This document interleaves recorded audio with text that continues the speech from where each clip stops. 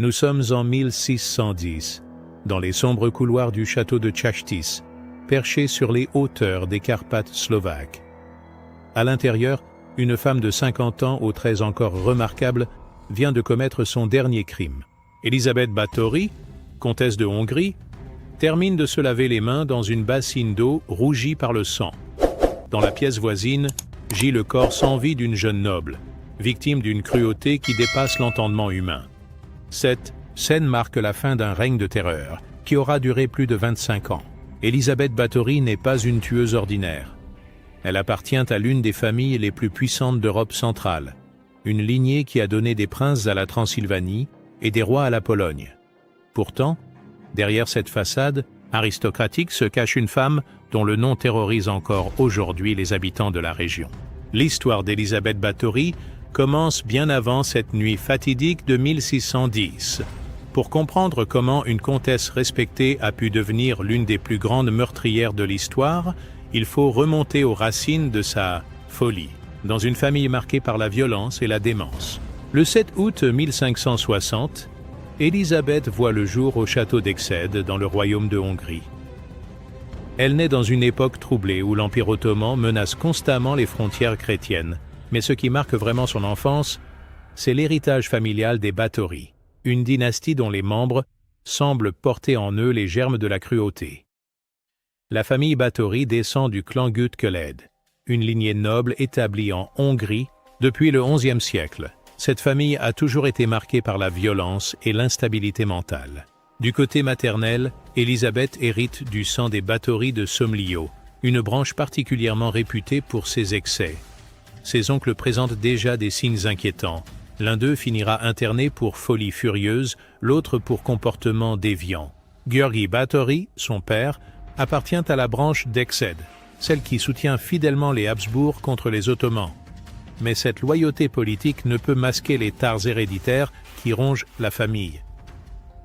Les chroniqueurs de l'époque décrivent les Báthory comme tarés, cruels et luxurieux, fantasques et courageux. Cette réputation sulfureuse n'est pas usurpée. La mère d'Élisabeth, Anna Báthory, appartient à l'autre branche familiale.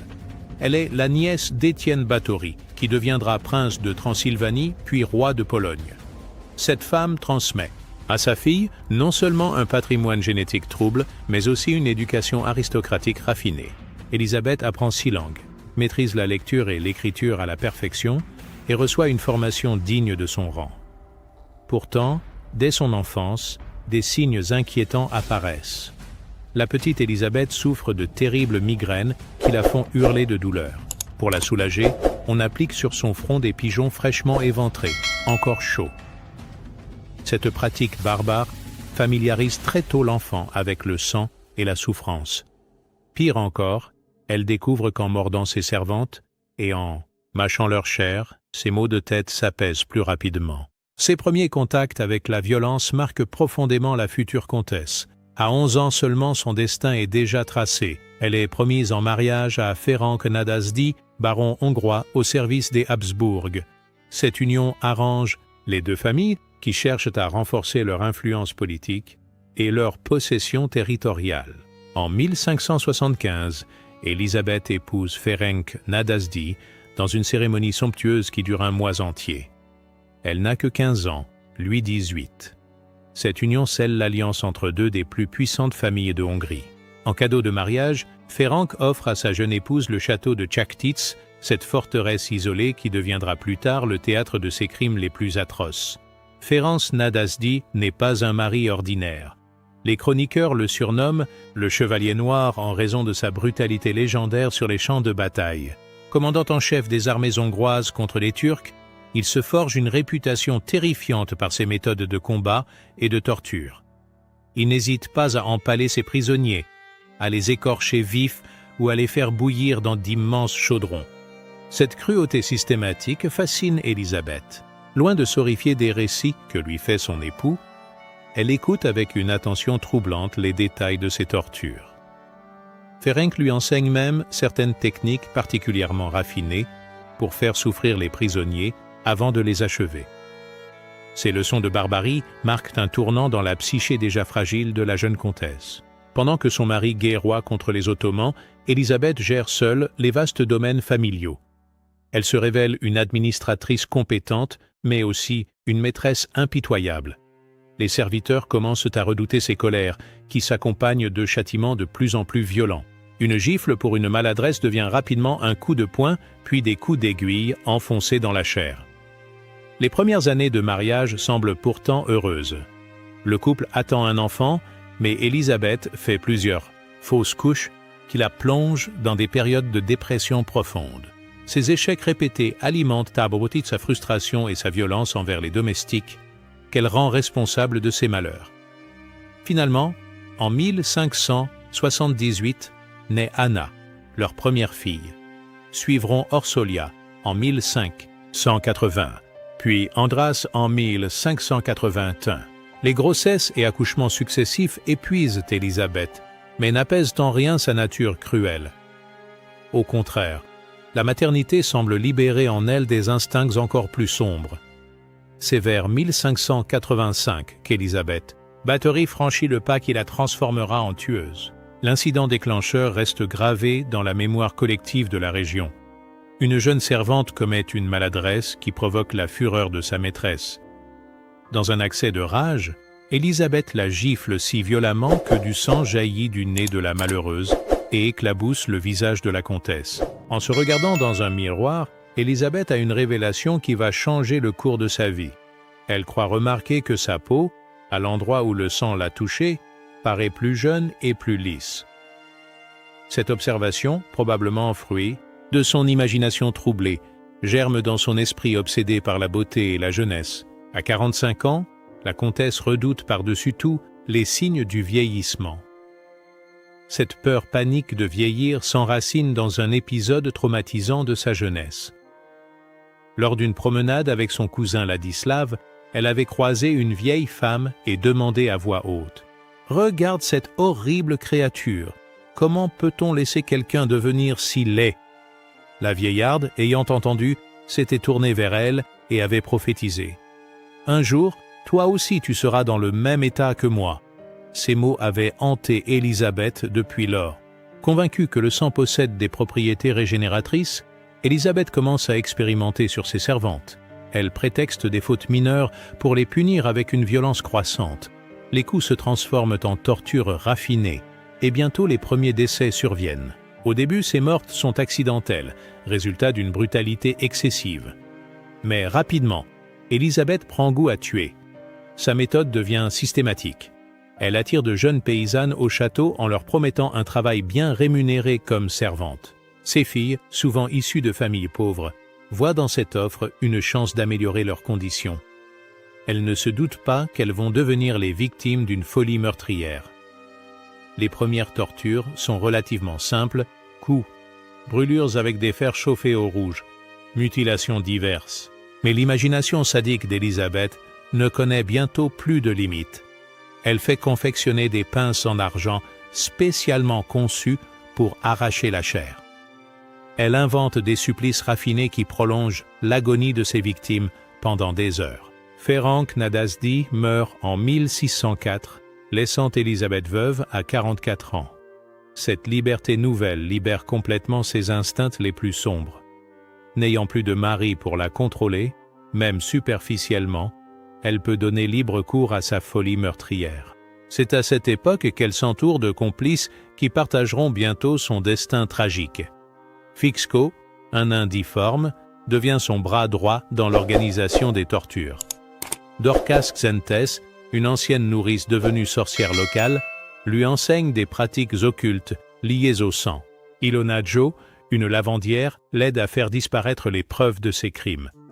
Enfin, Katarina Benica se joint au groupe et participe activement aux séances de torture. Ensemble, ils transforment le château de Chashtis en véritable chambre de torture. Des instruments de supplice sont installés dans les caves, roues de torture, chevalets, tenailles, fer rouge, épées à lame dentelée. Élisabeth fait même construire une vierge de fer, cercueil hérissé de pointes à l'intérieur, dans lequel elle enferme ses victimes. Les méthodes d'Élisabeth deviennent de plus en plus raffinées et terrifiantes. Elle place ses victimes nues dans des cuves remplies d'eau glacée pendant les rudes hivers hongrois, puis leur jette de l'eau bouillante pour créer un choc thermique mortel. Elle enfonce des aiguilles sous les ongles, arrache les cheveux mèche par mèche, brûle les parties génitales avec des tisonniers chauffés au rouge. Mais sa pratique la plus terrifiante reste le rituel du sang. Élisabeth fait suspendre ses victimes tête en bas et les saigne comme du bétail. Le sang est recueilli dans des bassines, puis chauffé pour conserver sa tiédeur. La comtesse s'y baigne ensuite, convaincue que cette pratique préservera sa jeunesse éternelle. Ces bains de sang deviennent une obsession. Élisabeth y passe des heures, se faisant masser par ses complices avec le liquide encore chaud. Elle exige que ses victimes lèchent le sang qui recouvre son corps, car elle pense que sa peau ne supporte pas d'être essuyée avec des linges ordinaires. L'horreur atteint son paroxysme quand Élisabeth décide que le sang des simples paysannes n'est plus assez pur pour elle. Influencée par Erzsébet Majorova, une nouvelle sorcière entrée à son service, elle se tourne vers des victimes de meilleure naissance. Cette décision va précipiter sa perte. Vers 1609, Élisabeth change de stratégie. Persuadée que le sang noble possède des vertus supérieures, elle décide d'attirer au château de jeunes filles de la petite aristocratie. Pour cela, elle prétend ouvrir une école d'étiquette destinée à parfaire l'éducation des demoiselles de bonne famille. Cette ruse fonctionne parfaitement. De nombreux nobles de la région, séduits par l'idée de confier leurs filles à une comtesse respectée, acceptent de les envoyer à Tchaktis. Ils pensent offrir à leurs enfants une chance d'apprendre les bonnes manières et de se faire remarquer à la cour. En réalité, ils les livrent à un monstre. Les premières victimes nobles subissent le même sort que les paysannes. Torture raffinée, saignée rituelle, mort atroce. Mais cette fois, Élisabeth a commis une erreur fatale. Contrairement aux familles paysannes, trop pauvres et terrorisées, pour réclamer justice, les familles nobles ont les moyens de faire entendre leur voix. Dès 1604, des rumeurs circulent déjà sur les agissements étranges de la comtesse. Le pasteur luthérien Istvan Magyari tente de prévenir les autorités viennoises, mais ses lettres sont interceptées et détruites par les « hommes d'Élisabeth ». Il faut plusieurs tentatives avant qu'ils parviennent à alerter la cour impériale. Les témoignages s'accumulent. Des domestiques en fuite racontent des histoires terrifiantes. On parle de cris qui résonnent la nuit dans le château, de voitures qui transportent des corps emmaillotés, de fosses communes creusées dans les jardins. Mais tant que seules des paysannes disparaissent, les autorités ferment les yeux. La situation change radicalement quand des fiefs de nobles commencent à mourir. Les familles concernées ne se contentent plus de murmures.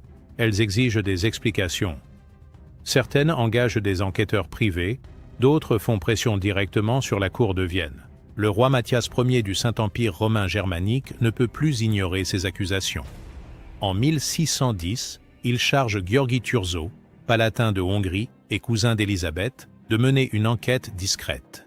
Thurzó espère probablement étouffer l'affaire, mais ce qu'il découvre dépasse ses pires craintes. György Thurzó arrive au château de Tchaktis le 29 décembre 1610, accompagné de soldats et de magistrats.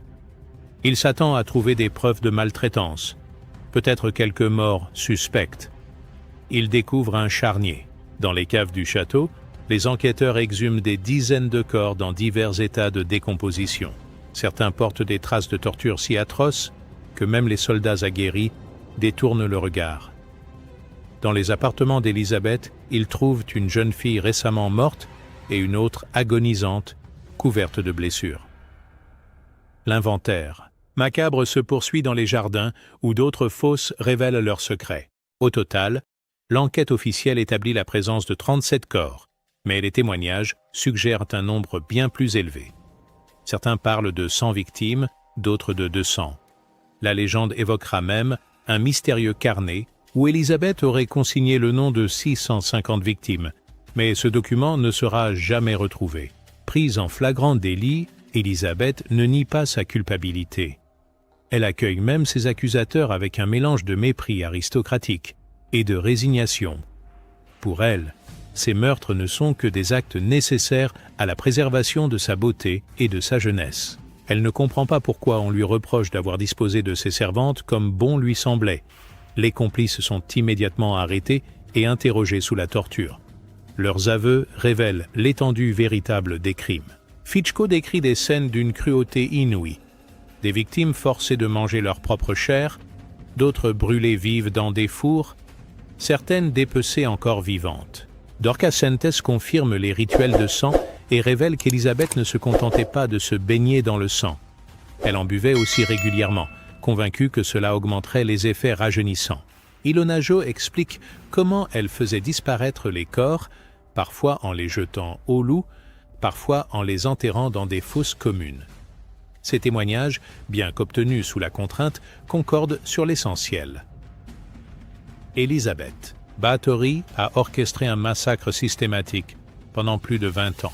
Mais le plus troublant reste cette absence totale de remords chez la comtesse, qui continue de revendiquer ses actes comme légitimes.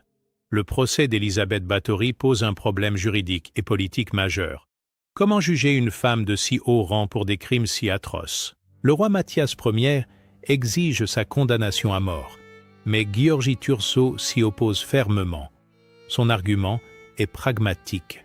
Exécuter une Báthory créerait un scandale énorme et jetterait l'opprobre sur l'une des familles les plus puissantes du royaume. Thurzó trouve une solution juridique astucieuse. Élisabeth, en tant que noble de haute naissance, ne peut être jugée par un tribunal ordinaire. De plus, elle ne peut être contrainte de comparaître devant ses accusateurs.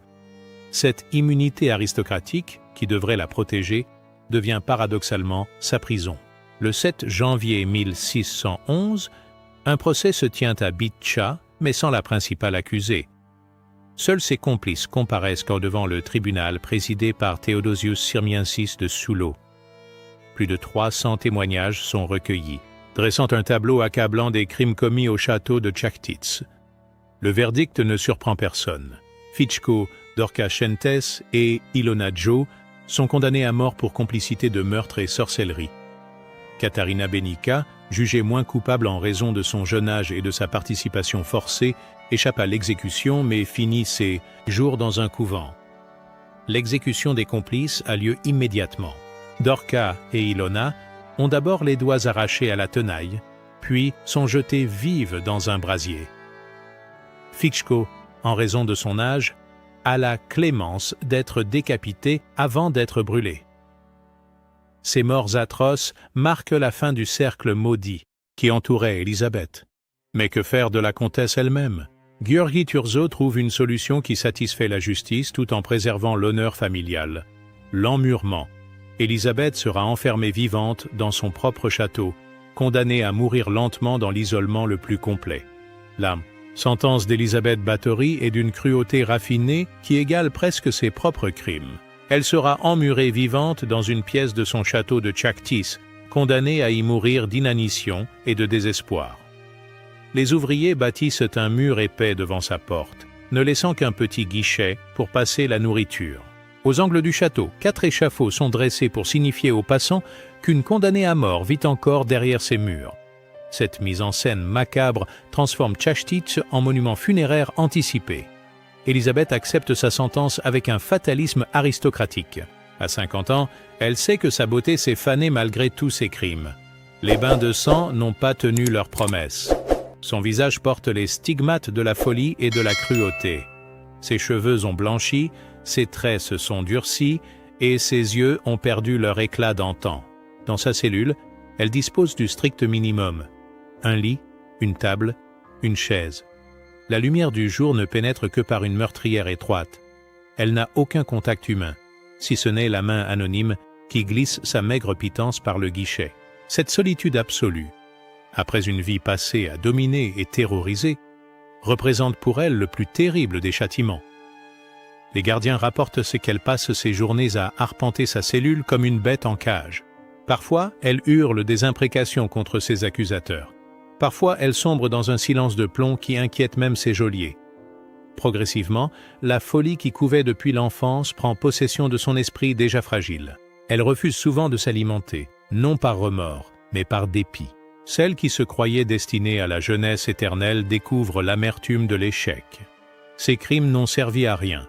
Elle vieillit comme n'importe quel mortel, mais dans l'isolement et l'opprobre.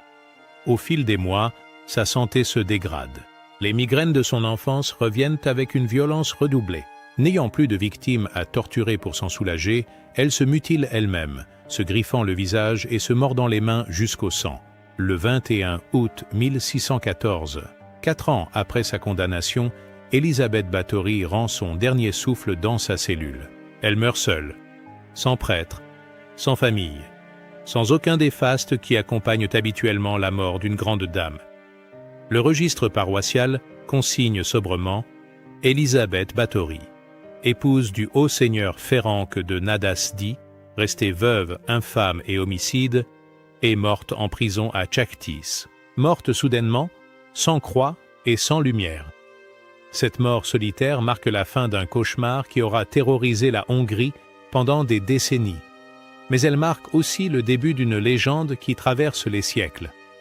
Le corps d'Élisabeth est enterré discrètement dans l'église de Tchaktis, sans cérémonie, sans épitaphe glorieuse.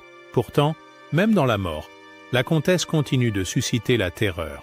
Les habitants de la région rapportent des phénomènes étranges, des gémissements nocturnes dans les ruines du château, des apparitions fantomatiques, du sang qui suinte des murs. Ces récits alimentent une superstition tenace qui perdure encore aujourd'hui. Ces enfants héritent de ces biens, mais aussi de l'opprobre attaché au nom familial. La fille aînée, Anna, tente de restaurer l'honneur des Báthory en se montrant charitable et pieuse, mais l'ombre de sa mère plane sur toute la descendance. Le fils, András, meurt jeune dans des circonstances suspectes, comme si la malédiction familiale continuait de frapper. Le château de Tchaktis est abandonné après la mort d'Élisabeth. Personne n'ose habiter ces lieux maudits où résonnent encore les cris des victimes. Progressivement, la nature reprend ses droits sur cette forteresse de l'horreur. Mais les pierres gardent à jamais la mémoire de ces crimes atroces. Avec le temps, l'histoire d'Élisabeth Báthory se transforme en légende. Les faits historiques se mélangent aux rumeurs, aux superstitions et aux embellissements littéraires. Cette alchimie particulière donne naissance au mythe de la comtesse sanglante, figure emblématique du vampirisme féminin. Le motif des bains de sang, absent des témoignages du procès original, apparaît pour la première fois en 1729 sous la plume du jésuite László Turokzy. Cette invention littéraire, probablement inspirée par les légendes vampiriques de l'époque, s'impose rapidement dans l'imaginaire collectif. L'image d'Élisabeth se baignant dans le sang de jeune vierge devient l'élément central de sa légende. Cette légende s'enrichit au fil des siècles d'éléments fantastiques qui éloignent progressivement le personnage de la réalité historique. Élisabeth devient une sorcière, une vampire, une créature surnaturelle dotée de pouvoirs maléfiques. Son château se transforme en repère du diable, ses crimes en rituels sataniques. Le 19e siècle romantique, friand d'histoire gothique, s'empare du personnage. Les écrivains brodent sur le thème de la beauté éternelle achetée par le sang, créant un archétype littéraire durable. Élisabeth devient l'incarnation de la vanité féminine poussée à son paroxysme, la femme qui préfère tuer plutôt que vieillir. Au XXe siècle, le cinéma et la littérature populaire achèvent de transformer Élisabeth en icône du mal. Elle inspire le personnage de Carmilla de Sheridan Le Fanu, influence Bram Stoker dans sa création de Dracula et devient la référence obligée de tout récit vampirique qui se respecte. Cette mythification pose un problème historique majeur. Elle occulte la réalité des crimes et transforme les victimes en simples prétextes narratifs.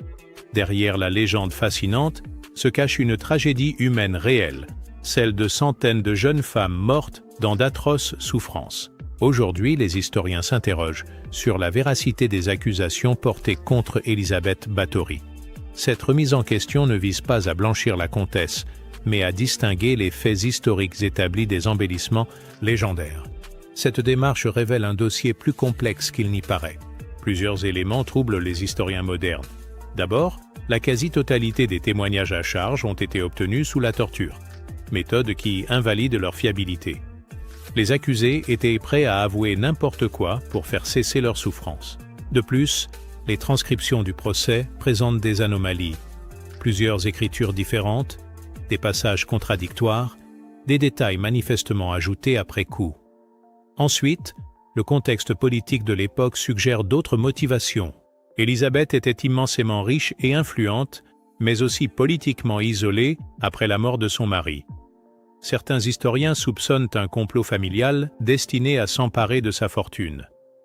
György Thurzó, son cousin et juge, avait des intérêts financiers directs dans cette affaire. Enfin, l'absence totale d'Élisabeth lors de son propre procès empêche de connaître sa version des faits.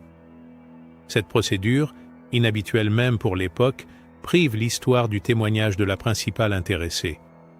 Nous ne savons pas ce qu'elle aurait pu dire pour sa défense. Ces doutes ne signifient pas qu'Élisabeth était innocente. Sa réputation de cruauté envers ses domestiques était établie bien avant le procès. Sa violence était notoire et plusieurs morts suspectes avaient déjà été signalées. Mais l'ampleur des crimes dont on l'accuse reste sujette à caution. La vérité historique se situe probablement entre l'innocence totale et la monstruosité absolue. Élisabeth était vraisemblablement une aristocrate violente et instable, coupable de plusieurs meurtres, mais pas nécessairement du massacre de masse qu'on lui attribue. Cette nuance n'excuse rien, mais elle replace l'affaire dans son contexte historique réel. L'héritage d'une légende noire. 6 siècles après sa mort, Élisabeth Báthory continue de fasciner et d'horrifier. Son histoire, mélange indissociable de faits historiques et de créations littéraires, a traversé les époques en se transformant constamment. Chaque génération réinterprète son personnage selon ses propres obsessions et ses propres peurs. La comtesse sanglante incarne aujourd'hui plusieurs archétypes puissants. La femme vampire, l'aristocrate décadente, la beauté meurtrière. Elle symbolise la vanité féminine poussée à l'extrême, mais aussi la corruption du pouvoir absolu. Son nom évoque immédiatement l'idée que la quête de l'éternelle jeunesse peut conduire aux pires atrocités. Cette persistance mémorielle s'explique par la force évocatrice de son histoire. Élisabeth cristallise des peurs ancestrales, la peur de vieillir, la peur de la mort, la peur du pouvoir sans limite. Elle personnifie aussi une certaine misogynie, devenant l'exemple parfait de la femme dangereuse qui use de sa beauté pour détruire.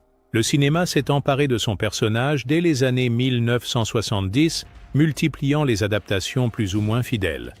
De Countess Dracula à The Countess de Julie Delpy, chaque film propose sa propre vision d'Élisabeth, oscillant entre fascination et répulsion. Ces œuvres entretiennent le mythe tout en l'éloignant encore davantage de la réalité historique. La littérature n'est pas en reste. Depuis le roman de Valentine Penrose en 1962, des dizaines d'auteurs ont revisité l'histoire d'Élisabeth, chacun apportant sa propre interprétation. Certains en font une héroïne romantique victime de son époque, d'autres une psychopathe pure, d'autres encore une figure féministe avant la lettre. Cette multiplicité d'interprétations révèle la richesse symbolique du personnage. Élisabeth Báthory fonctionne comme un miroir déformant, où chaque époque projette ses propres interrogations. Elle devient tantôt le symbole de l'oppression patriarcale, tantôt celui de la liberté féminine dévoyée. Mais cette fascination pose une question éthique troublante. En mythifiant Élisabeth, ne finit-on pas par oublier ses vraies victimes? Ces centaines de jeunes femmes mortes dans la souffrance méritent-elles moins d'attention que leurs bourreaux? La glamourisation du mal ne risque-t-elle pas de banaliser l'horreur? Derrière la figure fascinante d'Élisabeth Báthory se cachent des centaines de victimes, dont nous ne connaissons même pas les noms. Ces jeunes femmes, paysannes ou petites nobles, avaient toute une famille, des rêves, des projets d'avenir brutalement interrompus par la folie meurtrière de leur maîtresse. Les témoignages du procès révèlent leur visage fugace. Doritza, une jeune servante battue à mort pour avoir cassé un verre. Clara, une fille de 12 ans torturée pendant des heures avant d'expirer. Anna, une demoiselle noble venue apprendre l'étiquette et qui ne reverra jamais sa famille. Ces prénoms surgissent des archives comme autant de reproches muets. Toutes avaient accepté de venir au château de Cháktis dans l'espoir d'améliorer leurs conditions. Pour les paysannes, servir chez une grande dame représentait une chance inespérée d'échapper à la misère. Pour les nobles, c'était l'occasion de parfaire leur éducation et de se faire des relations. Aucune n'imaginait qu'elle signait son arrêt de mort. Leurs familles ont vécu l'enfer de l'incertitude. Pendant des mois, parfois des années, Elles ont attendu des nouvelles qui ne venaient jamais. Les plus pauvres n'avaient aucun recours, aucun moyen de faire entendre leur voix. Les plus riches ont fini par alerter les autorités, mais combien de vies auraient pu être sauvées si on les avait écoutées plus tôt? La justice de l'époque ne s'intéressait qu'aux crimes contre les nobles. La mort d'une paysanne ne valait pas grand-chose dans la hiérarchie sociale du XVIe siècle. Cette inégalité face à la justice a permis à Élisabeth de tuer impunément pendant des décennies. Ce n'est que quand elle s'est attaquée à des filles de bonne famille que l'étau s'est resserré. Aujourd'hui encore, ces victimes restent dans l'ombre de leurs bourreaux. Leurs histoires individuelles sont perdues à jamais, noyées dans l'océan de sang de la légende. Elles ne sont plus que des statistiques dans le décompte macabre des crimes d'Élisabeth. 50, 100, 200, 650 victimes, selon les sources. Cette anonymisation des victimes pose un problème moral majeur. En transformant Élisabeth en icône gothique, nous participons involontairement à un second meurtre, celui de la mémoire. Ces femmes méritent mieux que de servir de simples accessoires dans le grand théâtre de l'horreur. L'une des questions les plus troublantes concernant Élisabeth Báthory reste celle de ses motivations. Qu'est-ce qui peut pousser un être humain à commettre de telles atrocités? La quête de jeunesse éternelle suffit-elle à expliquer une telle escalade dans l'horreur? La psychologie moderne propose plusieurs grilles de lecture. Élisabeth présente tous les symptômes du trouble de la personnalité narcissique poussée à l'extrême. Son obsession de la beauté, son mépris des autres, son absence totale d'empathie correspondent parfaitement à ce profil. Mais ce diagnostic ne dit rien de l'origine de sa pathologie. L'hérédité joue certainement un rôle. La famille Báthory présente une accumulation de troubles mentaux qui suggèrent une prédisposition génétique. Folie, violence, comportement déviant, tous ces symptômes se retrouvent chez plusieurs membres de la lignée. Élisabeth hérite peut-être de cette tare familiale. L'environnement de son enfance contribue aussi à forger sa personnalité. Grandir dans une société ultra-violente, où la torture des ennemis est considérée comme normale, banalise nécessairement la souffrance d'autrui. Les récits de guerre de son mari renforcent cette désensibilisation à la violence. Sa condition de femme aristocrate joue également un rôle paradoxal. D'un côté, elle jouit d'un pouvoir absolu sur ses domestiques, pouvoir qu'aucune loi ne limite vraiment. De l'autre, elle subit la pression sociale de rester belle et jeune pour conserver son influence. Cette tension entre toute puissance et vulnérabilité peut expliquer ses excès, mais ces explications rationnelles butent sur l'irrationnel de ses actes. Comment expliquer qu'une femme intelligente et cultivée puisse croire sincèrement aux vertus rajeunissantes du sang? Cette croyance révèle un aspect mystique de sa personnalité, une pensée magique qui échappe à l'analyse psychologique classique. Peut-être faut-il chercher l'explication dans la conjonction de tous ces facteurs: hérédité défaillante, environnement violent, pouvoir absolu, pression sociale, croyances irrationnelles. La personnalité d'Élisabeth résulterait de cette alchimie toxique, créant un monstre unique dans l'histoire de la criminalité. Depuis les années 1980, plusieurs historiens ont tenté de mener une enquête objective sur l'affaire Báthory. Armés des méthodes modernes de la recherche historique, ils ont réexaminé les sources d'époque et confronté les témoignages aux archives disponibles. Leurs conclusions nuancent considérablement le portrait traditionnel de la comtesse sanglante. L'historien hongrois László Nagy a été le premier à remettre en question la version officielle. Selon lui, Élisabeth aurait été victime d'un complot familial orchestré par György Thurzó et le roi Matthias Ier. L'objectif était de s'emparer de l'immense fortune de la comtesse, en la discréditant par des accusations infamantes. Cette thèse s'appuie sur plusieurs indices troublants. D'abord, l'enquête de Thurzó présente de nombreuses irrégularités procédurales qui auraient été inacceptables même à l'époque. Ensuite, les biens d'Élisabeth sont immédiatement saisis par la couronne, ce qui suggère des motivations financières. Enfin, plusieurs témoins à charge ont des liens directs avec les accusateurs. D'autres historiens, comme Kimberly Craft ou Raymond McNally, adoptent une position plus nuancée. Ils reconnaissent qu'Élisabeth était probablement coupable de certains crimes, mais contestent l'ampleur du massacre qu'on lui attribue. Selon eux, une dizaine de morts seraient plus plausibles que les centaines évoquées par la légende. Cette réévaluation s'appuie sur une analyse fine des sources. Le fameux carnet aux 650 noms n'a jamais existé. Cette invention tardive vise à dramatiser l'affaire. Les témoignages les plus accablants sont obtenus sous la torture, ce qui les rend juridiquement invalides. Les preuves matérielles sont étonnamment maigres pour un massacre de cette ampleur.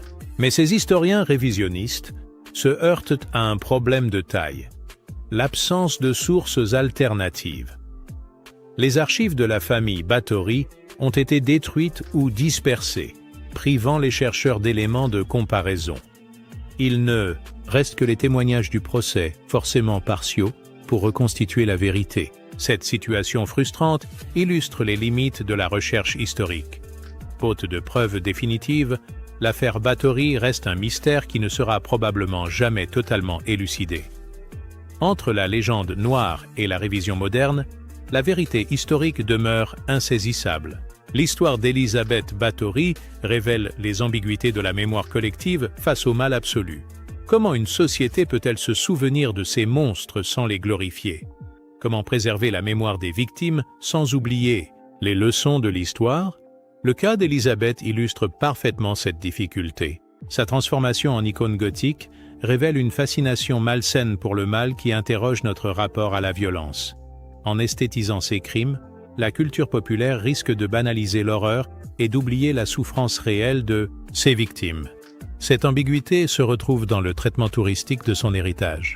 Le château de Cháchtis attire chaque année des milliers de visiteurs venus sur les traces de la comtesse sanglante. Ces touristes de l'horreur transforment un lieu de tragédie en attraction macabre, posant des questions éthiques troublantes. Pourtant, effacer totalement la mémoire d'Elisabeth ne serait pas non plus une solution satisfaisante. Son histoire, même déformée par la légende, porte des enseignements importants sur les dangers du pouvoir absolu et les dérives de la vanité humaine. Elle révèle aussi les mécanismes sociaux qui permettent aux criminels d'agir en toute impunité.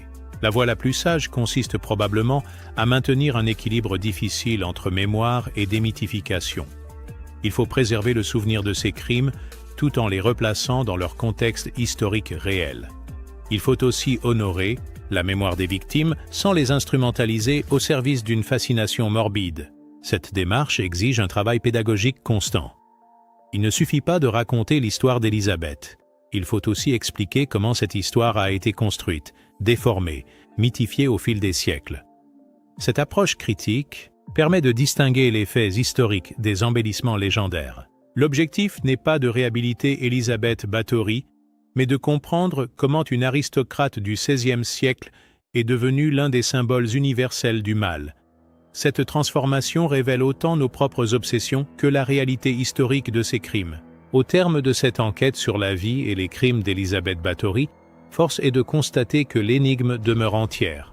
Entre la réalité historique et la légende littéraire, entre les témoignages d'époque et les révisions modernes, la vérité sur la comtesse sanglante reste insaisissable. Ce que nous savons avec certitude tient en peu de mots. Elisabeth Báthory était une aristocrate hongroise du XVIe siècle, accusée d'avoir torturé et tué un nombre indéterminé de jeunes femmes. Elle a été condamnée sans procès, équitable, et est morte emmurée dans son château en 1614. Le reste relève de l'interprétation, de la spéculation ou de la pure invention. Cette incertitude historique n'a pas empêché Elisabeth de devenir l'une des figures les plus marquantes de l'imaginaire occidental. Sa légende a traversé les siècles en se transformant constamment, reflétant les peurs et les fantasmes de chaque époque. Elle incarne aujourd'hui l'archétype de la femme vampire, de l'aristocrate décadente, de la beauté meurtrière. Mais derrière cette figure mythique se cache une tragédie humaine réelle. Que les victimes aient été 10, 100 ou 600, chacune d'elles avait une vie, une famille, des espoirs brisés par la violence. Ces femmes anonymes méritent qu'on se souvienne d'elles autrement que comme de simples accessoires dans le grand théâtre de l'horreur. L'histoire d'Elisabeth Báthory nous interroge aussi sur les mécanismes qui permettent au mal de prospérer. Comment une société peut-elle fermer les yeux sur de tels crimes? Comment le pouvoir absolu peut-il corrompre à ce point un être humain? Ces questions restent d'une brûlante actualité dans notre monde contemporain. Peut-être faut-il voir dans la persistance de cette légende un avertissement salutaire. En gardant vivace le souvenir de ces atrocités, même déformées par le mythe, nous nous rappelons que l'humanité porte en elle les germes du mal absolu. Cette mémoire, si elle reste lucide et critique, peut nous aider à prévenir de nouveaux crimes. L'énigme d'Elisabeth Báthory ne sera probablement jamais résolue définitivement, mais c'est peut-être mieux ainsi. Son mystère préservé nous oblige à rester vigilants, à questionner nos certitudes, à nous méfier des vérités trop simples. Dans un monde où l'information circule à la vitesse de la lumière, cette leçon de prudence épistémologique garde toute sa valeur. La comtesse sanglante continuera donc de hanter notre imaginaire, quelque part entre l'histoire et la légende, entre la réalité et le cauchemar. Son ombre portée sur notre culture révèle autant nos propres obsessions que la vérité de ses crimes. Et c'est peut-être là, dans cette zone d'incertitude troublante, que réside la véritable leçon de son histoire. La nécessité de regarder en face le mal qui sommeille en chacun de nous, sans jamais cesser de le combattre.